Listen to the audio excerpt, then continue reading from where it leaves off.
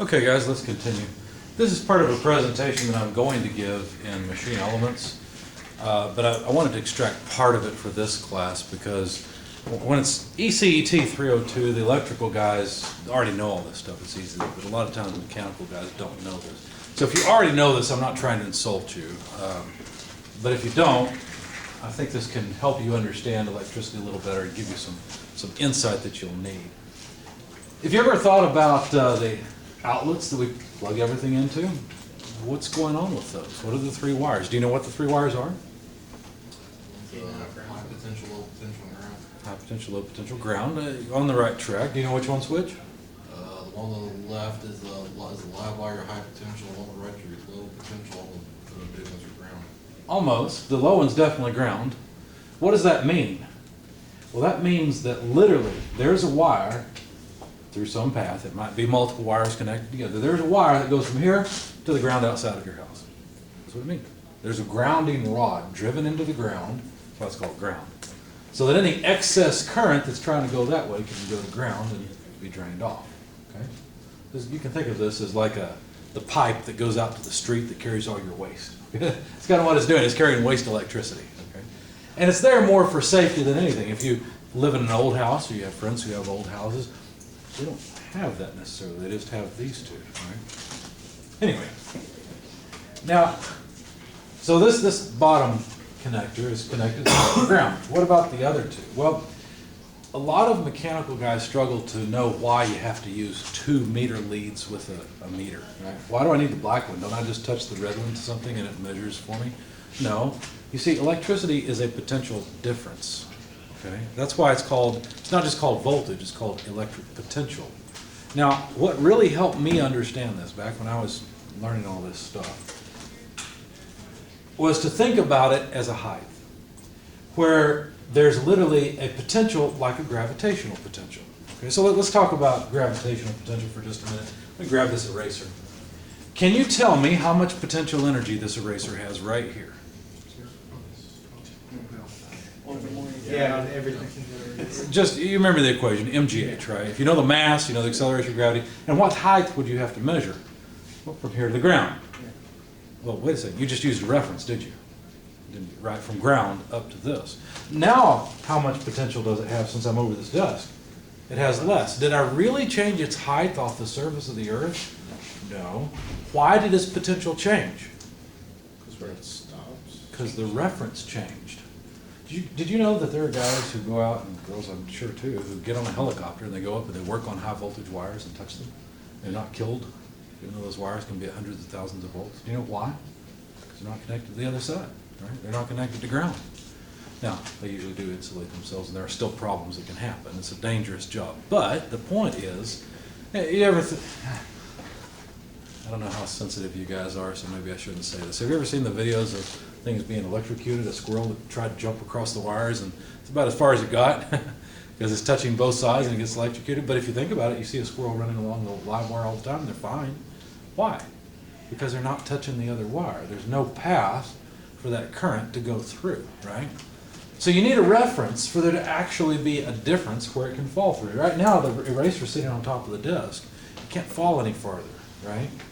Whereas when I raise it up, now it has potential energy and can fall. Well, electrons are the same way. Basically, what electricity is raising electrons up to a higher electric potential so that they want to fall down to ground potential.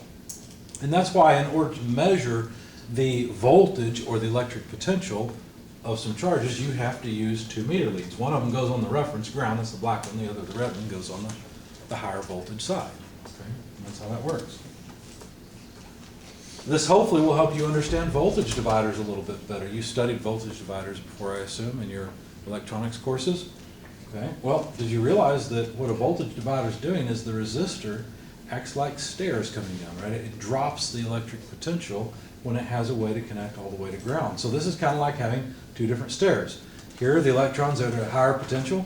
Here, they're at a lower potential. And here, once they finally flow all the way down to 0 volts or ground, they have no more electric potential. Okay, so this is how a voltage divider works. That's why the voltage here is higher than the voltage here. Okay? So there's our ground, right there, bottom step, if you will. Now if we connect a meter to this thing, how would we connect it? Well, our black lead would go on ground. That would be our reference, our zero level, just like you put the end of the tape measure on ground to measure the height of something. And then the other wire, if we put it here, what would we read? There'd be no difference, right? No electric potential difference, so we'd read a 0 on the meter. That's what we'd read. Okay, well, that's not too interesting. What if we put it over here? Someone earlier said this was the hot. Actually, this is the neutral. It turns out the bigger wire is literally connected back at the box to ground. If you look at an electric box like that panel over there, we could open it up and look at the wiring. Any of the white wires, which are neutral, that's common wiring for a home. The white wires are actually connected to the green wires, or the bare wires back at the box. They're connected to ground.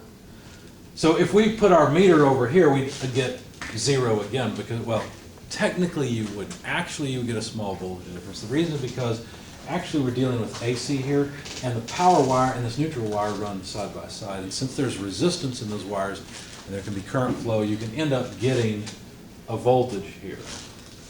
But it's not much, and it's not free energy or anything like that. Okay? So you might measure a couple volts there, but basically nothing. What if instead, so those two are connected together, what if instead we connect our meter lead over to this side? Now we'll get a reading. This is the one that bites you, okay?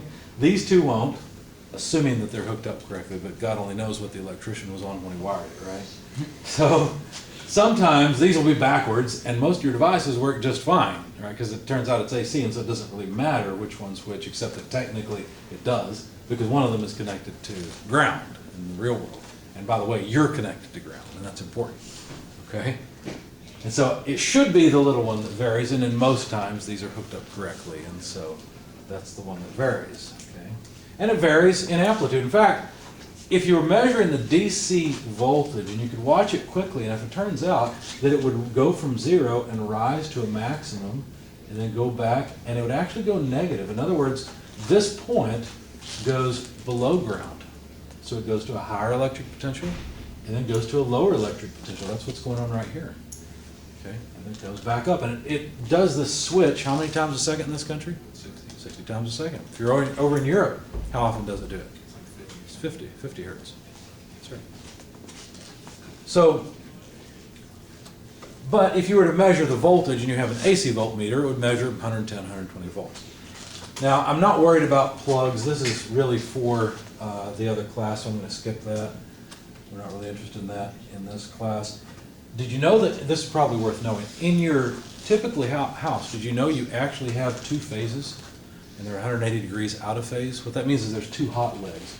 How many of you guys have worked on, say, your home furnace, or maybe your electric water heater, or electric range, or maybe you've plugged in the electric dryer, okay? You notice they're bigger plugs, right? What's going on there? Well, they're supposed to work off of, you probably know, 220, right? You guys remember Toolman Taylor, Tim Allen? You ever see his little sketch about trying to get a garage built? And so he's got the contractor there, and the contractor's asking, what do you want in there? You want 220? He's like, yeah, 220, 221, whatever it takes. He doesn't know the difference, right? He's trying to act like he knows. So 220 is what comes into your house. Now, actually, it's two legs of 110 is what it really is. In fact, if you were to look at one phase coming into your house, it would vary like this. Okay? If you could measure the instantaneous DC value, turns out it wouldn't go to 120. This graphic's not really right. It goes to about 177. It's the RMS, the root mean square, or power value, that's 120 volts. But that doesn't matter right now. The point is the electric potential on one of the hot wires coming into your house goes positive and then negative and positive and negative above and below the ground wire, the ground potential. Okay. The other wire is exactly out of phase, and while this one's going high, the other one's going low. And now look what happens. If we use these two wires instead of these two wires, instead of getting 120 volts average, we get 240 volts average. That's why there's two hot wires going into your if you have an electric oven, for example, or your electric water heater, or your electric furnace. That's why it's not real common. Most of the time when the power goes out at your house, both legs die, right? You don't have any power at all. Okay. But sometimes what will happen, it's more rare, but sometimes what will happen is one of these will go out. And what you'll notice is that about half of the lights in the house and things seem to work just fine. But the blower on the air conditioner just seems weird. It's making a weird sound. It doesn't turn fast enough. It's not really doing anything. You may or may not have experienced this. I have at my house a couple times. where one phase went out and about half of the lights in the house didn't work, because you see they try to separate out all the loads in the house. We're pretty much evenly distributed between the two. But all those loads that require both, like your furnace and your hot water heater and so on, just don't work properly because they're designed to work on a larger potential difference. Okay? So the effective difference between these two is plotted here, and you can see that it's a 240 volt, a larger voltage difference. And one of the reasons that's used is because the amount of power going down a wire is the voltage times the current. And it turns out that to get a larger current, you need a bigger wire. And bigger wire means more copper, and more copper means more cost. Okay?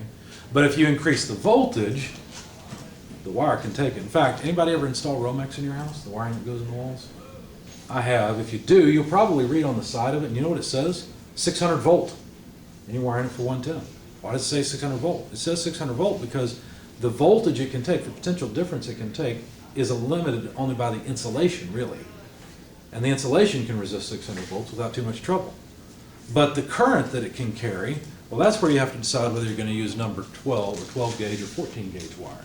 12 gauge wire is bigger, and it's for 20 amp circuits, whereas 14 gauge is for 15 amp circuits.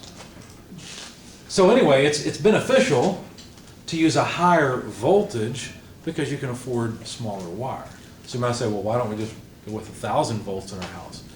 Well, there's problems with higher voltages too, and you can kill people in the process. So, you know, when there's an accident. I know first time I was bitten by 110, I was a teenager in my bedroom, and I was the crazy teenager that used his summer to discover things. So I was always taking something apart and trying to figure things out. I grabbed my pocket knife to cut a wire. It was an electrical cord because I needed to strip it and use it to wire it up to something. And I went to cut it, and I cut it just about that time as I was cutting it. I realized I'd left it plugged in, but it was too late. It shocked me. I was like, you know, and it didn't hurt so much as it was a surprise. 110 surprises you, right? Anybody ever been shocked by 220? I have a couple of times. 110 didn't feel too good. 220 kind of hurt. Matter of fact, when I was working in Amatrol, there was this field service technician. Never forget him. Real friendly guy. He had all kinds of interesting stories from going out and working on all the stuff we'd designed. And he had an interesting kind of career path. He started off in the electronics world. Electronics are smaller things, lower values of voltage and current and so on. Yeah, think your home computer, stuff like that. Okay. So he started off and he learned about electrical current and voltage and what these things were, and he had a multimeter for measuring it. And he was kind of getting bored with it, and he thought, well, maybe I ought to just go and be an electrician. Forget all this small stuff. Maybe I just want to go wire houses or wire buildings commercially and work with big stuff, more a construction type job. And to do that, you really need to go and be an apprentice with someone. It's a trade, right? So you go and you learn it kind of on the job. You get some training and so on. So he was on the job. He'd gotten a sort of a temporary job, a trial job to see how he liked it. He was working under this guy. And he noticed that this master electrician did not carry a multimeter. He was like, well, we're going into these houses to work on their stuff. How do you know if it's 110 or 220? So he asked the guy, he said, you know, I've noticed you don't carry a meter. How do you know if we're dealing with 110 or 220? And the old timer said, well, you lick your fingers, you put them on the two terminals, and if it kind of tingles right here, that's 110. If it hurts real bad, that's 220. So Alan decided at that time, okay, that's enough. It's time to go back into the electronics world. I don't think I want any part of this. But that's one of the reasons we don't use higher voltage, is because at higher voltages, more current will flow through your body and is more likely than to damage you. Okay?